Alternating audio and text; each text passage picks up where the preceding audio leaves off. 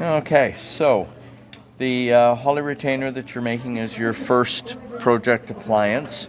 You're working on your Adams clasps, and now we're going to do the Hawley arch. Once we've made the wires, we're going to sprinkle the acrylic, trim and polish it to finish the entire project or appliance.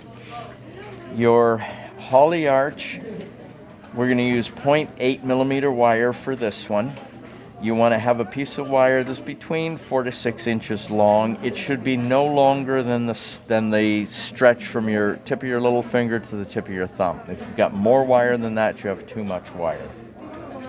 I like to start in the middle. I find that a lot of people find it easier to learn this way also.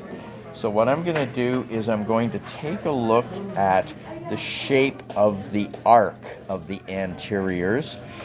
And I'm going to use my fingers, just my index fingers in the center of the wire, my thumbs on the outside, my pointers here if I need them. And I'm just going to bend the wire around my fingers until I have a shape which I think looks something like the arc of the teeth there.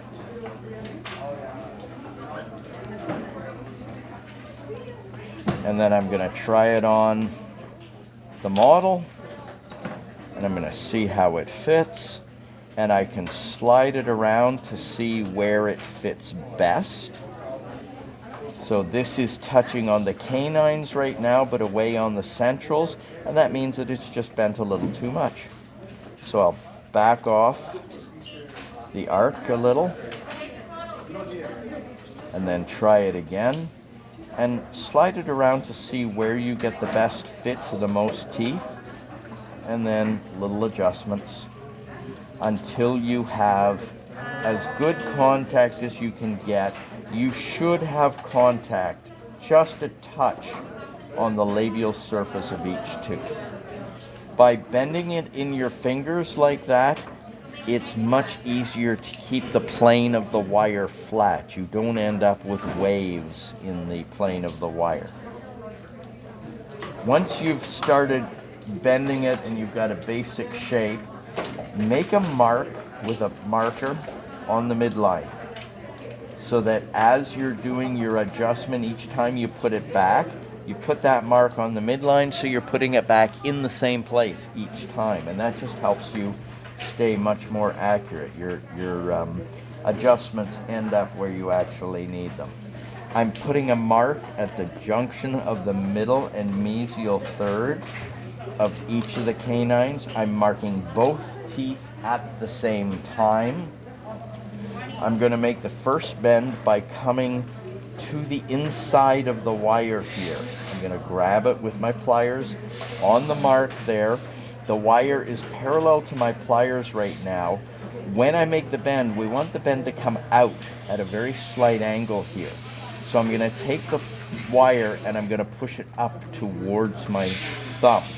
And then my finger, I'm going to put my finger on the inside at the top of the wire like that. I'm not going to put it on the outside here. I'm not going to put it right on the top. If I push here or here, the wire's going to end up going distally. I'm going to put my finger back here, just on the inside of the top, and then pull the wire forward and down slightly. You can see how the wire flares out just a little. I'm going to come to the other side, grab it at my mark. Again, I'm going to push it up just a touch towards my thumb. On this side, bending right-handed, I'm going to put my thumb on the inside here, inside at the top, and then I'm going to roll my thumb around the plier, and then I've got my two angles there.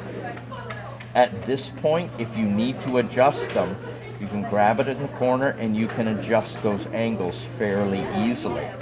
Once you make the loops, it becomes much more difficult to adjust these angles.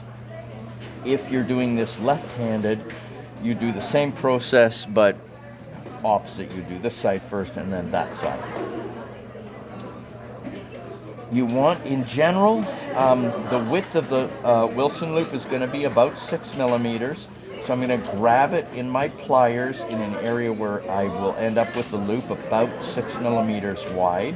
I want to make sure that the wire right where it enters my pliers there is 90 degrees to the jaw of the plier. And as I bend, I want to bend right across. I don't want to bend at an angle to the round jaw of the plier there. So I'm going to hold it nice and tight. I'm going to take my thumb and I'm going to roll it around the plier like that. And I should end up with the Wilson loop in the arc of the rest of the arch there, and the same on the other side. I'm going to position it where I'll end up with a 6 millimeter loop. And I know, my estimate of that is, you can see that on the inside there, I've made a mark.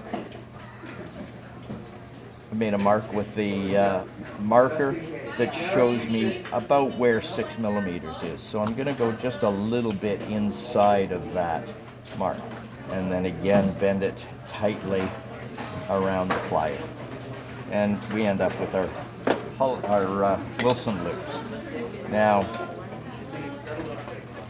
also for students, good learning aid is to draw out where you want your Hawley arch to end up.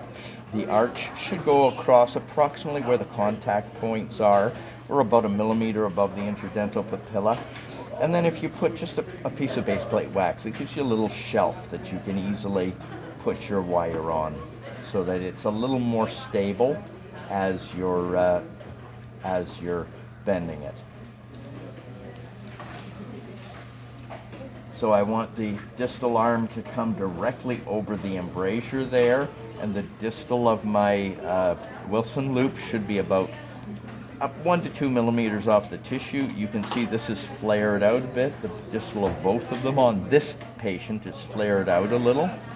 So I'm going to grab right across the Wilson loop there, and then I'm going to press on the arch wire to bring that in a little bit until I get it about 1 millimeter from the tissue. Same on the other side. Press that in until it's about 1 millimeter from the tissue. And now I want these distal arms to go directly over the embrasures.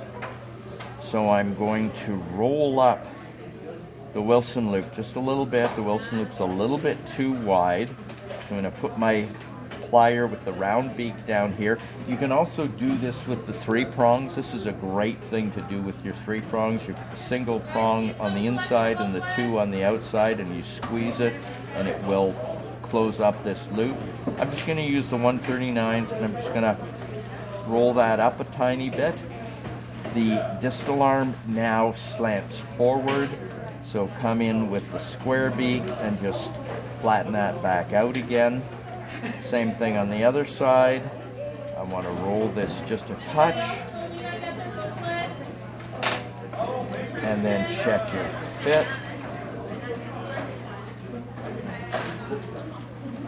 So we want to have our distal arms going right to the embrasures.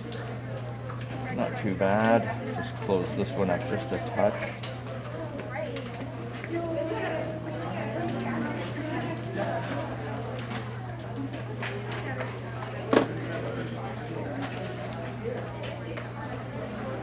These distal arms right now are fairly straight. The tissue curls in. So I'm going to grab the wire at the bottom of the Wilson loop there and just bring it in a touch until the wire follows the curve of the tissue and my wire comes directly to and just barely touches the embrasure up there. Okay? So that's right there. Bring this one in.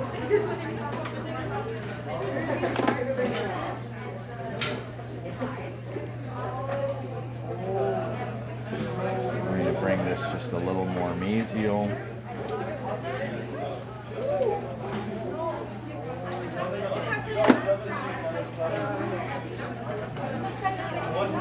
Okay, and into the embrasure.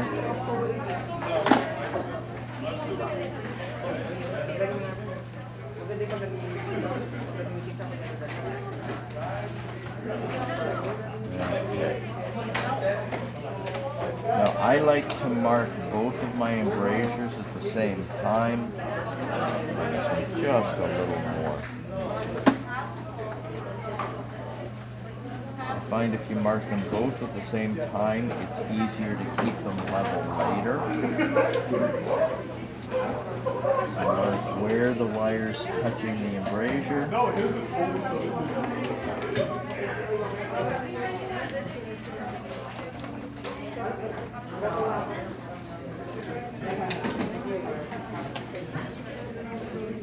When your wires are crossing on the tags there, sometimes you have to pop them over each other because that keeps them in tension. To make it so they don't quite fit.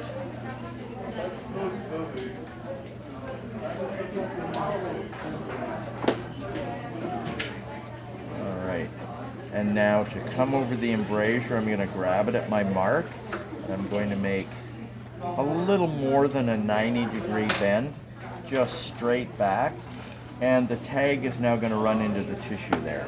So I'm going to grab the tag and I'm going to bend it up to get it out of the way so I can put the wire onto the model. This is right now coming a little mesial, so it's going across the distal of the canine a little bit. You don't want it on the distal or lingual of the canine. You want it to go right through the embrasure, so I'll bring it distally just a touch. You want to work on one side. So as soon as you go over the embrasure there, you want to work on the one side until it's finished. Don't try to work on them both at the same time. It's just gonna, if you try to do that, you're just gonna make your life miserable and probably not end up being able to make it work. So about 3 millimeters lingual to the gingival margin on the 4. I'm now going to bend it back along the palate to the lingual of the premolars. This area of the palate is flat, so I should be able to match that with 1 or 2 bends. If I try to bend this anterior, there's a compound curve, and it takes a lot of bending to get that to match nicely. So, single bend here. I should be able to get that so it fits pretty well, follows the tissue. Now to make the curlicue, an easy way to get the curlicue to lie parallel to the tissue is I've bent up my excess wire there. So I'm going to grab the wire just ahead of that, and I'm just going to torque that over. I'm going to push it over until that excess wire is sitting parallel to the tissue. A little bit more. And once it's sitting parallel to the tissue, then I know that the curlicue will sit parallel to the tissue. So I can just take that now and close it up into a curlicue and cut off the excess. Stick this into the base of my plier there and close up the curlicue. And that whole arm should be sitting about 1 millimeter off the tissue. I can now come to the other side and I can take it through the other side. Still want to... My Wilson loop's getting a little small on this side. As always with the demo, I don't like it, but you know, it's the way demos go.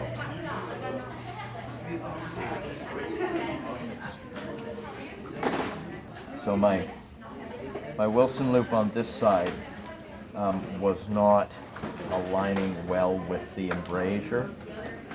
So again, I'm going to bend it over the embrasure. It's hitting the wire on the other side, so I'll bend it up and out of the way.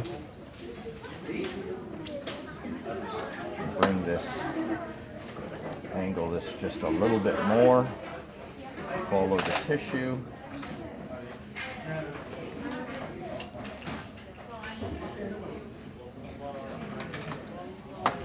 little bit more.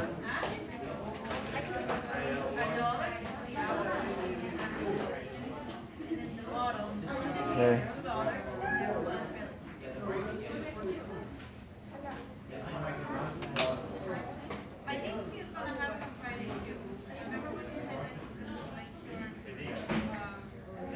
Ideally, my two arms should be the same length.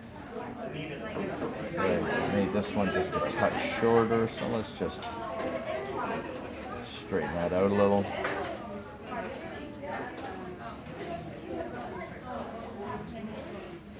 To make the curly Q without using the angle, you're going to look at the angle of the tissue there, and you're going to imagine the angle of the tissue, position it into your pliers, and then bend it around.